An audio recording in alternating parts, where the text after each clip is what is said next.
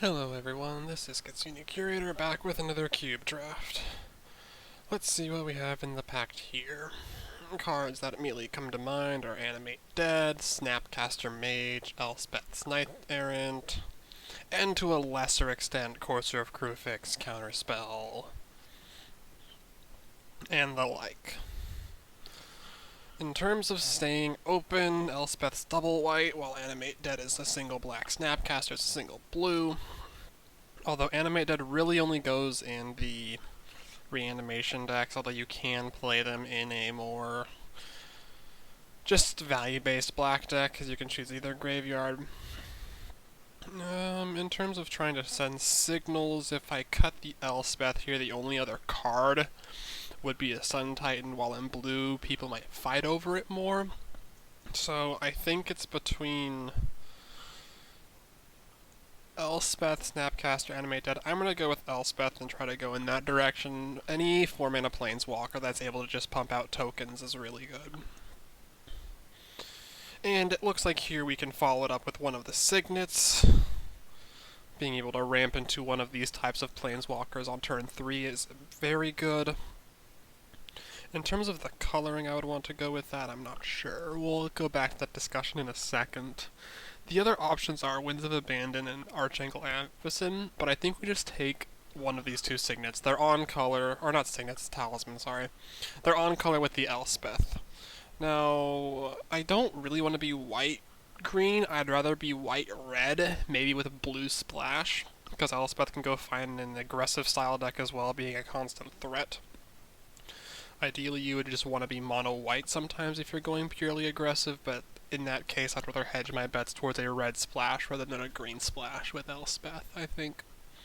The green-white deck is fine, it does not do well against a lot of the unfair style decks if you don't pick up the specific cards. And right now, all we're committed to is Elspeth and our talisman. And from here, we can take an easy Journey to Nowhere. The other option could be Retrofitter Foundry. There was a sweet mono-white artifact ramp deck that I saw a while back that would be fun to try to do. But in terms of removal, white's removal is good, but not as plentiful as black or red's. So being able to take a Journey to Nowhere now and sort of slot ourselves in a more controlling deck, I think I would enjoy. Plus, if we start getting past white 1-drops, I would be happy as well. It looks like the main person that's going to be passing to us is Lone Star. I don't remember what kind of decks they tend to lean towards, so I'm not sure if I can get any information from that.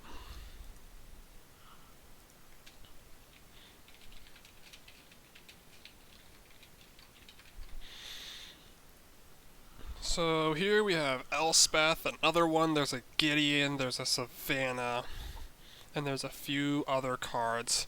Teferi could push us into a more control style deck, but I really like Elspeth just in terms of being able to continually pump out creatures, and if we go into a more controlling route where we can probably escape her more than once, she becomes insane.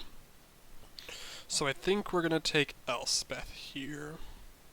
And plus, Teferi shouldn't wheel, but if no one else is going into those colors,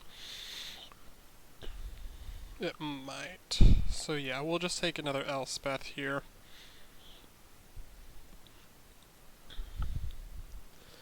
Here we have Smuggler's Copter, which is really good with our Elspeths currently. We should always be able to have a 1-1 token with them. We can just take Flicker Wisp. I don't really want to take Remorseful Cleric. If the white aggressive style deck is open, it'll definitely come back around for the Remorseful Cleric. I think I'm just going to take the Smuggler's Copter here. Red seems to be open, which is good for our Signet choice, but I'm not going to commit to it just yet, if I don't have to. And here's where we get to decide if we want to be an aggressive style deck. The Mardu Woeweeper, 6th pick, but we haven't really seen much other white aggro. Other than that, we don't really have much else. We could take the Fleet Wheel, we could take the Rolling Earthquake for a control deck, but that really doesn't go well with our Elspeths. This is an interesting pick. You could also probably take one of the bigger cards like Control Magic. That's a pretty late Control Magic. We could start moving into blue from that. And I think I will. I want to do in a more controlling style deck, given the cards we've taken so far. And if white aggro is actually open, we can just have it wheel around for that Mardu. And now we can just happily take the Declaration Stone, although that's a lot of green cards. The one thing that happens with Cube that doesn't happen in Retail Limited is sometimes you just have a pack with 6 good cards of the same color, which can throw off what people see as what's open or not. Like, I'm pretty sure there was probably 1 or 2 more green cards in here, given it's pick 6. Either that or green's completely open. We'll see that come towards the end, but I'm happy to take this creature removal. And now, at this point, we can take the Celestial Colonnade. That's a good sign that white-blue hasn't been pushed by the first 4 or 5 people coming from this. And so we might shift over to that. And usually white-blue can sometimes splash red, so I'm glad we've picked up this Talisman in the red colors instead. Sometimes it can also splash green, and given that previous pack it may have been more helpful, but you can't make those decisions from previous packs. That's just a hindsight look. So the Animate Dead did wheel. So we could shift over into that. Sun Titan is also just really good right now for us. Well, it's okay. It can get back a Journey to Nowhere in case they've removed it somehow. But the fact that Animate Dead has made its way around means I might want to start pushing into black as my second color, or maybe we just go Esper. Sun Titan has not impressed me, and I'd rather take a hedge on this Animate Dead. Yeah, then white's definitely open now. We can take Winds of Abandon, and we can definitely solidify self as white-based control, because this gives us a Wrath opportunity. And I think I like it over Day of Judgment. We have a few other Wraths, I'm pretty sure, in this cube. And Winds of Abandon can just end games.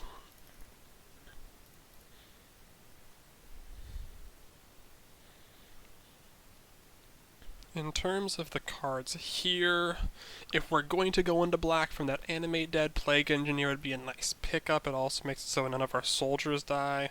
I don't think we'll want to play Secure the Wastes in this deck. So yeah, I'm going to take the Plague Engineer on the off chance that we're going black. Ooh, yeah, Necrotal's really good, but also Gideon of the Trials. I wouldn't mind trying to do a mono-white Walker-style deck. So yeah, let's try Gideon and go from there. Although we are noting that black is somewhat open coming into these passings. And from here, we'll just take the Ajani Vengeant. We have a 1 red thing, and if we can pick up a few other things, playing base white Super Friends could be a fun deck. And Chandra at the top. The fact that Chandra made it around is not surprising, but it means red might be open. See, I'm not going to take Eternal Witness coming that late as a sign that green's open, because there were 5 good green cards there.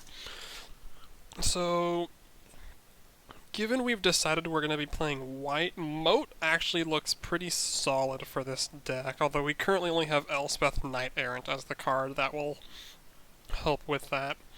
I think white's open enough where we can take Brimaz here and try to wheel Gideon and maybe just try to go mono white if possible. Other cards to consider here is the Godless Shrine. Given that we've seen black be open, we've already picked up a Plague Engineer, and the Godless Shrine would allow us to splash as long as we pick up 1 or 2 fetches. And that might actually be better than taking a Brimaz, because we'll be able to find good white cards. But there are only 1 or 2 fetchable white-black cards, or white-black duels, and we're playing in a big enough queue where the other one might not come around. So I'm actually going to take the Godless Shrine here. Am I? This is a tough decision. I think we could just push on the mono-white plan on control, and I actually want to do that. I'm not going to hedge too hard on that. See, and now we can just pick up Athalia. Although, Geist of Saint Draft and Fractured Identity are both really good cards. And so is Preordain.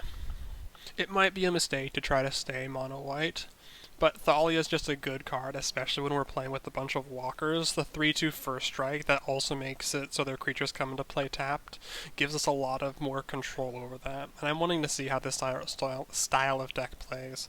Plateau would also be really good, but we saw dual lands wheeling before, so maybe that'll still continue to happen. And here, we're just going to take the Swords to Plowshares. I'm happy playing just a bunch of good white removal and then using one of our white walkers to finish off the game slowly.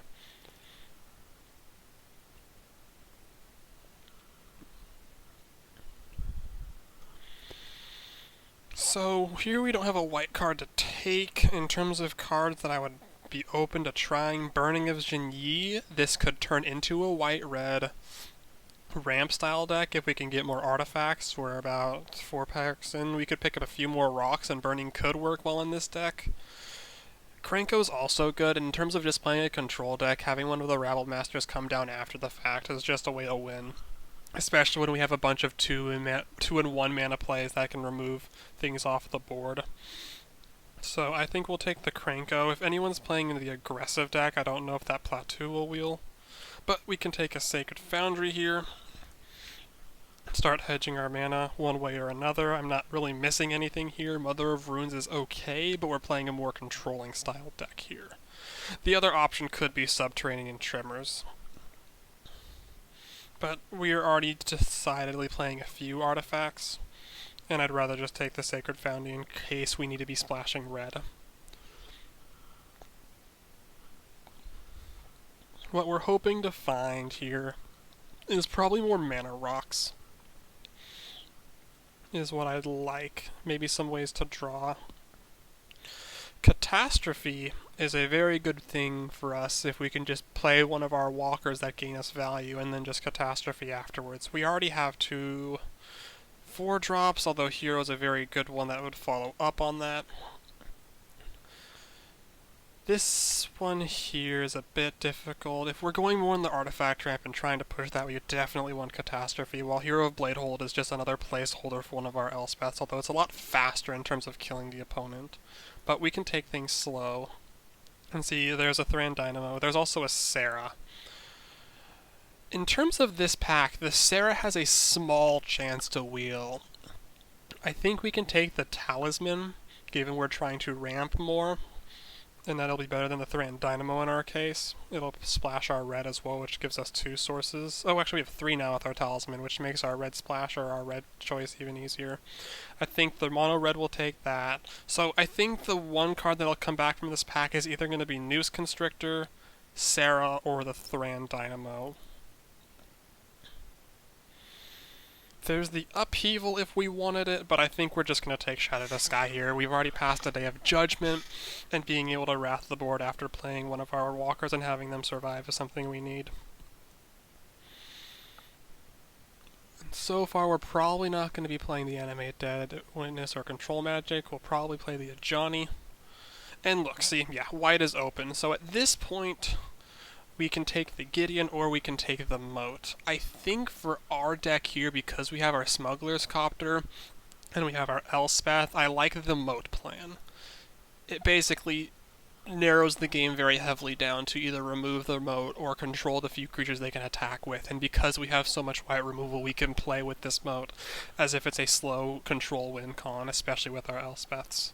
And see, there's the Plateau. I don't think we need the Huge Archive in this deck, although it would be nice. And having this Plateau means we can easily be splashing red now, or having red as a soft second color.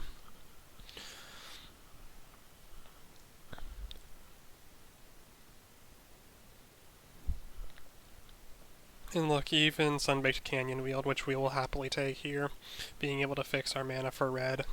Now that we have 5 sources means that the Krenko is essentially a free splash, and if we want to play a Ajani as well or Chandra, we only need a few mountains, and we can still be heavy base white.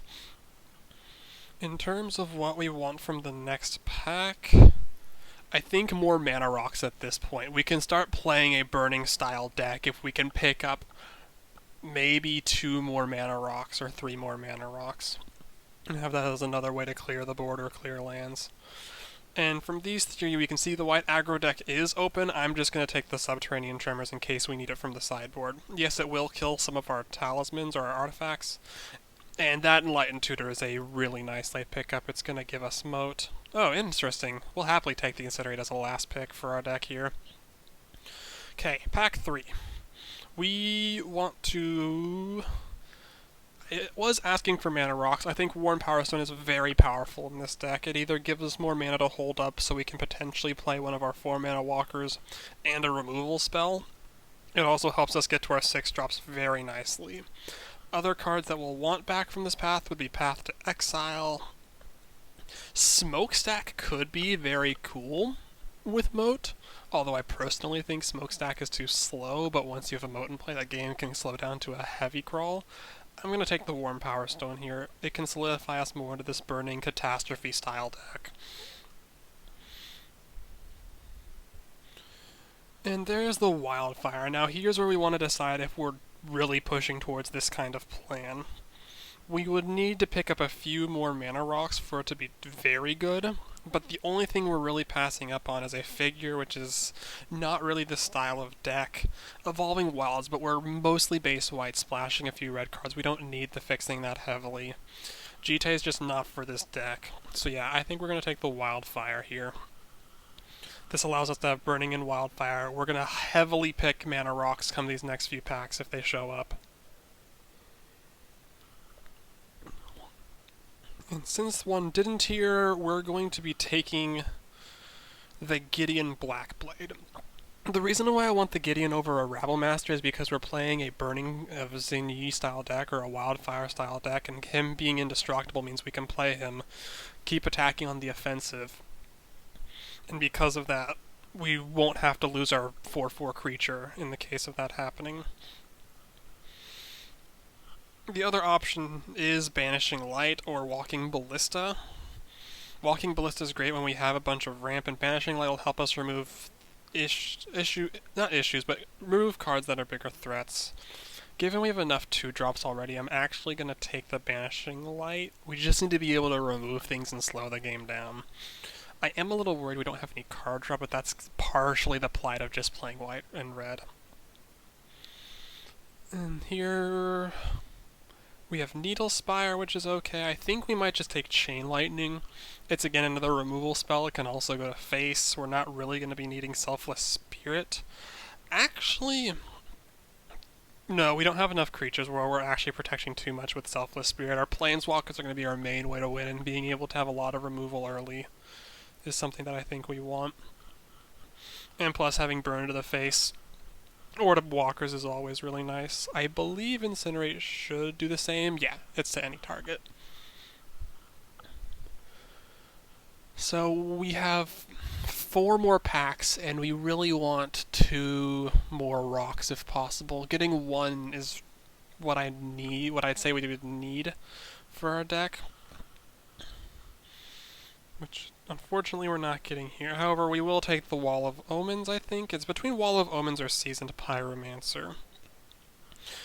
And I think I want the Wall, being able to draw more, just have a Ground Defender is preferable. So things we would have done different is maybe take more rocks, given it doesn't look like we're going to get any more, but that's a late Gideon, and that's a good thing for us. So we have 2 more packs, but we have a lot of good just 4-mana walkers that just start creating value, and we have a lot of ways to protect the board to just let them take over. So we have a game plan. Depending on if we don't get the rocks, we might just take out the Wildfire and Burning. Just because they're too high up. Yeah, so there's 1 pack left. I don't think a rock's going to make it around that much.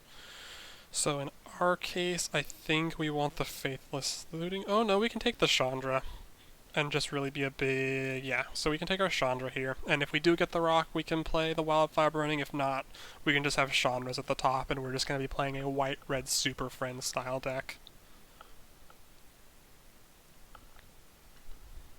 with lots of ways to clear the board, Moat to basically finish things off. And this is an embarrassment of riches. As you can see, no one is playing aggro, so we're just going to be taking we're just going to take the Burst Lightning. Again, our plan is to just clear the board, hit one of our walkers onto the battlefield, and just go from there. We're not going to be playing the Burning or Wildfire here. We'll take the Shield Breaker against some other artifact-heavy deck. But overall, I'm liking our deck. We have 3 duels, no fetches, but we don't need them. We're definitely going to be playing 17 lands, just because we want to go up to our 6 drops. But overall, we're just playing a bunch of really dense threats in white, and having the removal in white and red to back it up. So card draw is less of an issue because of that, because each one of our threats needs to be dealt with and can generate advantage on their own. Recruiter of the Guard is toughness 2 or less. That would give us Thalia. Not much else, I think. Wouldn't get us Brimaz. Yeah, I think we'll just take Figure of Destiny. I don't think we're going to be playing them, but we're not playing really anything else in the pack either. And Blackblade Wield, and also Hanowar Garrison Wield. So if we're going on the Moat plan more heavily, we want to do the Gideon. But Hanowar Garrison is also just a card that can win games. I'm going to go with the Gideon, just fully commit to this white style deck. I'm happily taking the mana fixing here. So we have 4 lands in our colors, making our red colors easy, and we should be able to easily play our Chandras at the top. Here, we'll take Soldier of the Pantheon. I don't think we're going to be playing it, though. So yeah, white aggro is open, but I'm really liking this deck that we have instead. Arc Trail, we would get against the aggressive decks. And what's our last pick? Disenchant for the sideboard. Sweet. So let's put all these in the sideboard and let's get to deck making. Oh, it put them all there for us. So we'll sort by converted mana cost. So cards we want in the deck. Swords to Plowshares, Enlightened Tutor, Chain Lightning, Declaration in Stone, Copter, Talisman, Wall of Omens, Winds of Abandon, Worn Powerstone, Thalia, we want him. That one, both of our Gideons, our Wrath, and all these walkers, not the control magic, our 2 Chandras, I think the Catastrophe.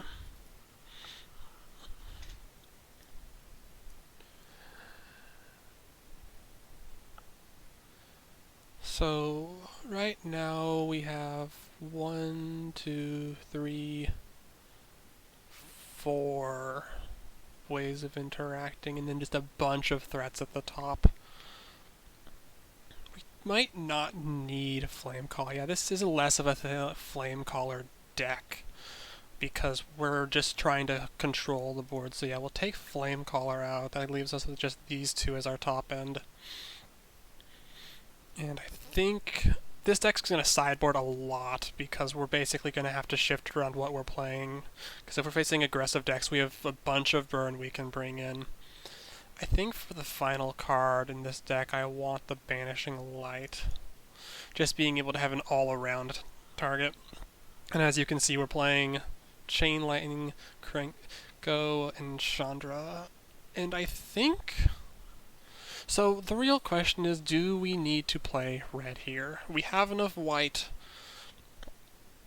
with Figure of Destiny, Journey to Nowhere. We would have to mainboard Disenchant, which is not the best, and we basically can do a free red. I don't think we would need to do that, because right now Chandra Awakened is the only double red. So in terms of deck building, I think this is good. Depending on who we face, we might throw in Subterranean Tremors, we might throw in a lot of this removal. But I think this is what we want. So in terms of lands, we will add these 4. And then I'm curious to what X-Mage thinks we will need to suggest. They're thinking 6, because that's 6, 7, 8 for an Awakened Inferno down there. But I'm just going to go with, I think, since all 4 of these tap for white, but we want double white on turn 3 a lot, I'm comfortable going down to this, because this is 9, 10, 11, 12, 13, 14, and that's more than enough, and this gives us 8, 10 for our red, which is more than enough for our Chandra at the top end, as well as our Kranko and our Chain Lightning. So we'll add those, and I'll move the lands here, and we'll see you for round 1.